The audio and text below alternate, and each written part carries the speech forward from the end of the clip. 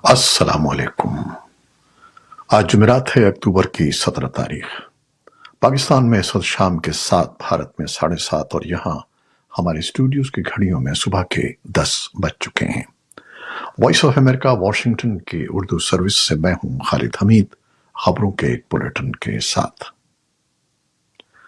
پاکستان کے لیے شنگھائی تعاون تنظیم کا اجلاس اس حوالے سے بہت اہم رہا ہے کہ اس میں تاریخ میں پہلی مرتبہ روس سے ایک بڑا وفد پاکستان پہنچا ہے، جس نے کانفرنس کے علاوہ وزیر اعظم شہباز شریف کے ساتھ سائیڈ لائن ملاقاتوں میں دونوں ملکوں کے درمیان تجارت سمیت توانائی اور دیگر اہم امور پر بات چیت کی ہے۔ اس کانفرنس کے لیے روس سے 100 سے زائد افراد پر مشتمل ایک وفد روسی وزیر اعظم میشوستین کی قیادت میں پاکستان پہنچا ہے۔ اسلام آباد میں روسی وزیر اعظم کی ملاقات پاکستانی وزیر اعظم اور army chief general Asim Munir سے ہوئی۔ اسی کانفرنس سے 2 روز قبل پاکستان اور روس کے درمیان مشترکہ فوجی مشق دور باس بھی ہوئی، جو دونوں ملکوں کے درمیان بڑھتے ہوئے تعلقات کو ظاہر کرتی ہے۔ پاکستان مسلم لیگ نون، پاکستان پیپلز پارٹی اور جمعیت علماء اسلام فضل الرحمان گروپ نے 26ویں آئینی ترمیم کے حوالے سے عدالتی اصلاحات لانے پر اتفاق کر لیا ہے۔ مولانا فضل الرحمان کا کہنا ہے کہ پاکستان تحریک انصاف کا اتفاق رائے بھی حاصل کر لیا جائے گا۔ پاکستان کے صوبے بلوچستان میں کالعدم علیحدگی پسند BLA کے حالیہ حملوں کے بعد مبینہ طور پر بلوچوں کے لاپتہ ہونے کے واقعات میں اچانک اضافہ ہوا ہے۔ Voice for Baloch missing persons نے دعویٰ کیا ہے کہ 26 اگست کے حملے کے بعد سے بلوچستان میں 100 سے زائد نوجوان لاپتہ ہیں۔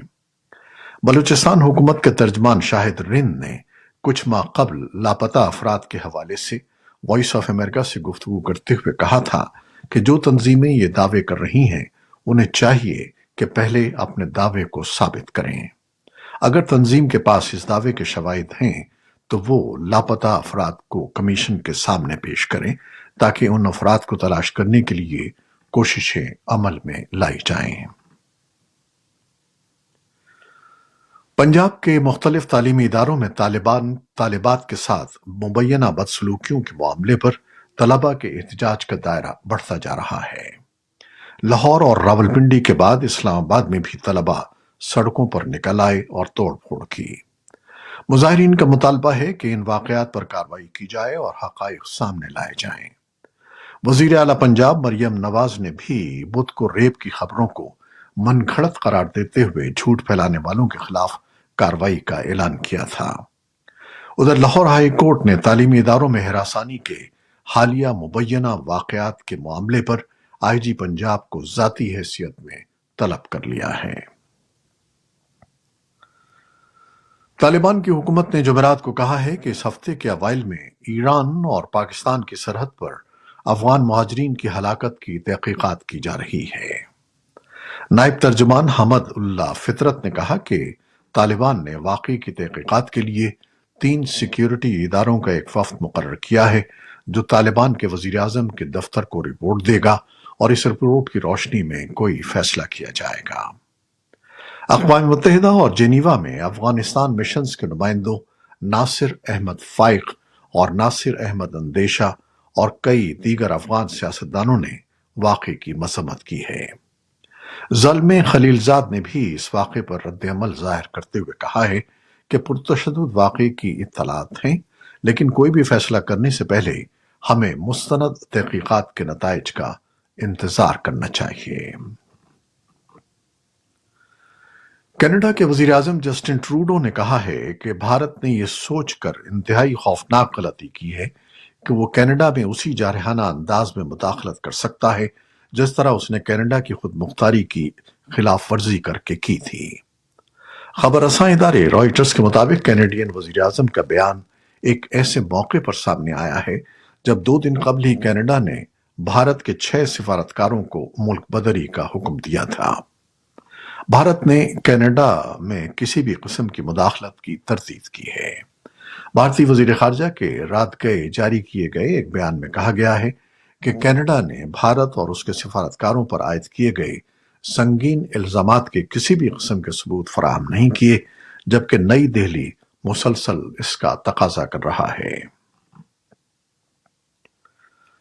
بنگلہ دیش کے خصوصی ٹرائیبیونل نے ملک کے سابق وزیر اعظم شیخ حسینہ کی گرفتاری کے وارنٹ جاری کر دیے ہیں۔ جمعرات کو جاری کیے گئے وارنٹ میں شیخ حسینہ کے ہمراہ ان کے قریبی دیگر 45 افراد بھی نامزد ہیں۔ نوبیل انعام یافتہ محمد یونس کی سربراہی میں بنگلہ دیش کی عبوری حکومت نے یقین دہانی کرائی تھی کہ شیخ حسینہ اور ان کے دیگر اتحادیوں کے خلاف قانونی کارروائی کی جائے گی۔ اس کے ساتھ ساتھ اقوام متحدہ سے تحقیقات میں مدد لینے کا بھی وعدہ کیا گیا ہے۔ شیخ حسینہ بھی احتجاج کے دوران ہونے والی اموات پر تحقیقات کا مطالبہ کر چکی ہیں۔ امریکہ کے صدر جو بائیڈن جمعرات کو برلن کے دورے پر روانہ ہو رہے ہیں، جہاں وہ جرمنی، فرانس اور برطانیہ کے رہنماؤں کے ساتھ یوکرین پر روس کے حملے کے بارے میں بات کریں گے۔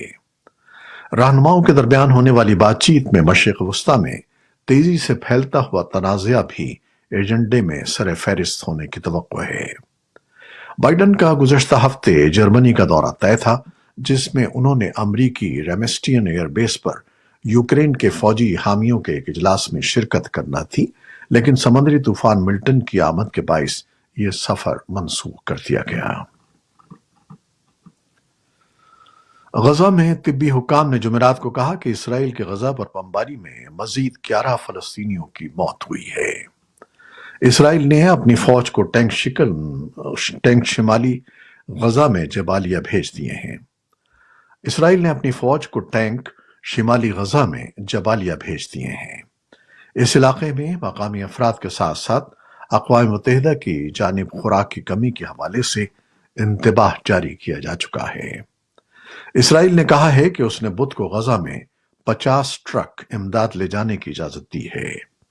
قبل ازیں امریکہ نے اسرائیل کو متنبہ کیا تھا کہ وہ غزہ میں زیادہ امداد جانے کی اجازت دے، ورنہ وہ امریکہ سے فراہم کیے جانے والے ہتھیاروں سے محروم ہو سکتا ہے۔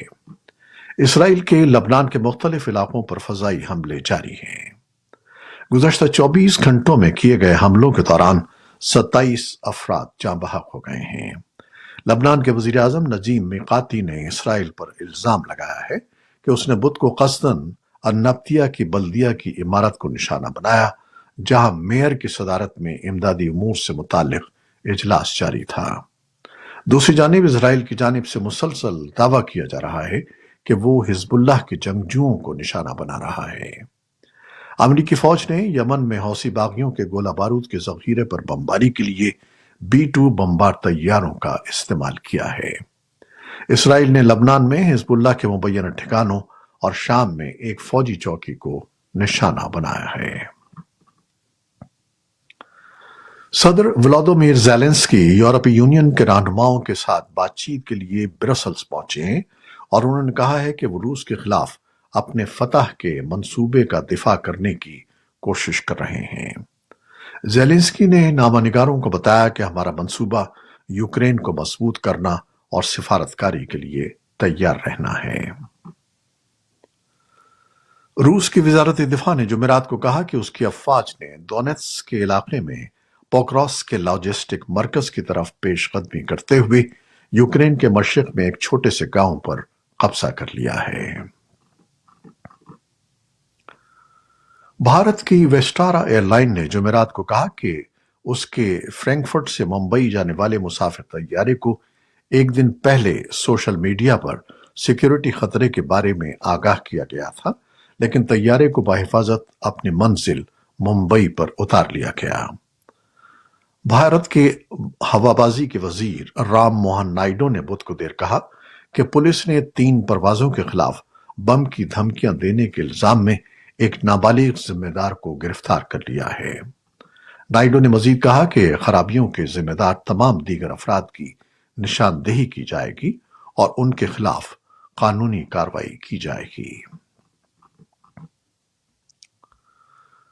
معروف پاپ بینڈ ون ڈائریکشن کے سابق رکن لیام پین کی اچانک موت نے ان کے مداحوں اور ساتھی فنکاروں کو افسردہ کر دیا ہے۔ गुलकार ब्यूनस आयरस के कासासर होटल की तीसरी मंजिल से गिर कर हलाक हो गए थे।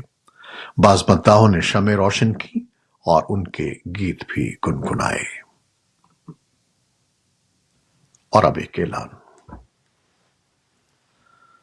वॉइस ऑफ अमेरिका अब व्हाट्सएप चैनल पर भी देखा जा सकता है। दिलचस्प खबरें, तज्जिए, तबसरे और वीडियोस देखने के लिए व्हाट्सएप पर VOA उर्दू के इस चैनल को फॉलो कीजिए। व्हाट्सएप चैनल का लिंक हमारे फेसबुक पेज पर मौजूद है। ये थी वो खबरें जो फेसबुक लाइव पर हमने आपके लिए पेश की। हमारी वेबसाइट, यूट्यूब और पॉडकास्ट पर यह बुलेटिन आपके लिए पोस्ट कर दिया जाता है। आप हमारे बुलेटिन को शेयर करते हैं और अपने कमेंट्स में अपनी मोहब्बतों का इजहार करते हैं, जिसके लिए हम आपके बेहद ममनून हैं। अपनी इन काविशों को जारी रखिएगा। न्यूज प्रोड्यूसर आयजा इरफान और न्यूज एडिटर बहजत जिलानी के साथ खालिद हमीद अब इजाजत चाहेगा। अल्लाह हाफिज।